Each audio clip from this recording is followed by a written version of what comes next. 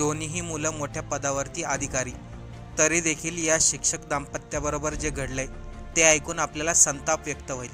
नाशिकमधील gel road Savarkar Nagar भागातील एकदंत सोसायटीमध्ये सेवानिवृत्ती जोशी दाम्पत्य अनेक वर्षापासून वास्तव्यास होतं. लता आणि मुरलीधर जोशी हे दोघेही शिक्षक असल्यामुळे मोठ्या आदराने त्यांचं नाव घेतलं जायचं. लता मुरलीधर जोशी, वय वर्ष 67.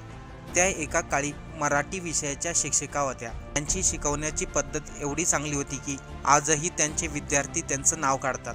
तर मुरलीधर जोशी, वय वर्ष 78, यांनी देखील एका कॉलेजवरती प्राध्यापक म्हणून काम केलं होतं. नोकरी करण्याचं वय संपल्यानंतर लता आणि मुरलीधर हे दोघंही सेवानिवृत्ती झाले. यांना 2 मुलं होते, राहुल आणि सौरभ.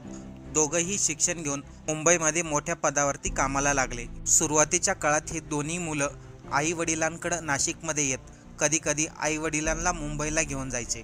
जोशी यांच्या कुटुंबामध्ये सर्व काही आनंदात चालू होतं.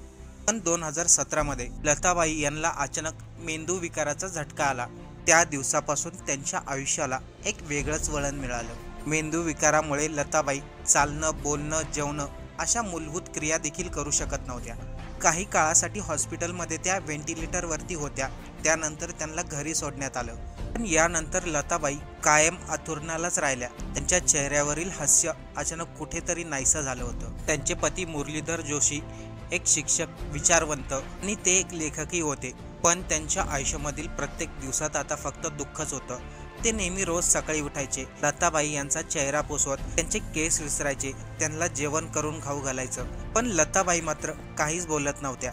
फक्त डोळ्यात हलकंसं पाणी, तर कधी मान हलवून होकार देणं. सुरुवातीला मुलं भेटण्यासाठी नाशिकला यायचे, परंतु नोकरी, जबाबदाऱ्या आणि कामाचा तणावामुळे त्यांचं नाशिकला येणंही कमी झालं होतं. त्यामुळे मुरलीधर आणि लता या दोघांचं आयुष्य एका सीमित जागेवरतीच अडकून राहिलं. उतरत्या वयामध्ये जेव्हा जोडपे एकत्र राहतात तर ते दिवस खूप महत्त्वाचे आणि मौल्यवान समजले जातात. पण या ठिकाणी लताबाई मात्र फक्त श्वास घेणाऱ्याच बनून राहिल्या होत्या. मुरलीधर यांचं वय झालं होतं, म्हणून लताबाई यांची देखभाल करण्यासाठी त्यांनी घरामध्ये एक महिला कामगार ठेवली होती, जी लताबाई यांची देखभाल करत होती. या काळामध्ये मुरलीधर यांना खूप एकटेपणा वाटू लागला होता. जणू की त्यांचं पुढचं जगण्याचं अस्तित्वच हरलंय. दोन्ही मुलंही मुंबईमध्ये स्थायिक झाले होते आणि इकडे फक्त लताबाई, मुरलीधर हे दोघंच घरी होते. आणि त्यामध्ये आता तर लताबाई काहीच बोलत नव्हत्या, फक्त अंथरुणाला खेळून होत्या. मुरलीधर यांच्या जीवनामध्ये आनंदाचे क्षण येण्यासारखं असं काहीच उरलं नव्हतं. त्यांना नेहमी एकांतपणा वाटायचा. 9 एप्रिल 2025 त्या दिवशी बुधवार होता. मुरलीधर यांच्या घरी काम करणाऱ्या मावशी घरातील सामान आणण्यासाठी मार्केटमध्ये गेल्या होत्या. त्या दिवशी मुरलीधर यांनी आपल्या कपड्यामधून निळ्या रंगाची साडी काढली, जी त्यांनी लताबाई यांच्या वाढदिवसाला घेतली होती. पण ती साडी बाहेर काढण्याचा हेतू मात्र आज वेगळा होता. सोबत एक वहीचं पानही घेतलं. त्या पानावरती मुरलीधर यांनी लिहिलं, लता, मी तुझ्यावरती खूप प्रेम करतोय, परंतु मला तुझं हे दुःख बघवत नाही, त्यामुळं मी तुला आज मुक्त करतोय.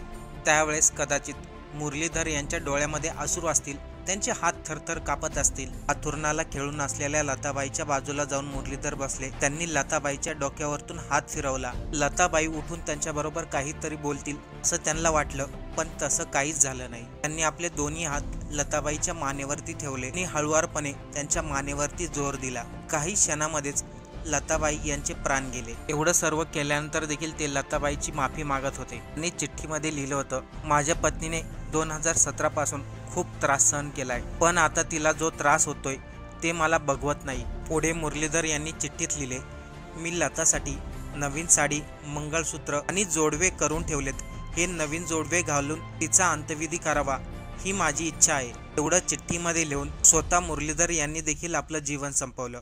जेव्हा त्यांच्या घरामध्ये काम करणाऱ्या सीमा राठोड या मार्केटमधून घरी आल्या, तेव्हा त्यांना लता आणि मुरलीधर या मृत अवस्थेमध्ये आढळले. मुरलीधर यांनी चिठ्ठीमध्ये हे देखील लिहिलं होतं, आमच्या घरामध्ये काम करणाऱ्या सीमा यांनी आमची भरपूर सेवा केली. माझ्या खात्यामधून तिला 50,000 रुपये देण्यात यावे. पैसा म्हणजे सर्व काही नसतं, त्यासाठी कुटुंबाचं प्रेम देखील गरजेचं असतं. लताबाई, मुरलीधर यांच्याकडे सर्व काही होतं, पैसे होते, राहण्यासाठी घर होतं, पण कमी होती ती कुटुंबाच्या प्रेमाची, मुलांची. त्यांच्या घरामधून कुटुंबाचं प्रेम जणू काही नाहीसं झालं होतं. त्यामध्ये लताबाईचा आजार आणि एकटेपणा.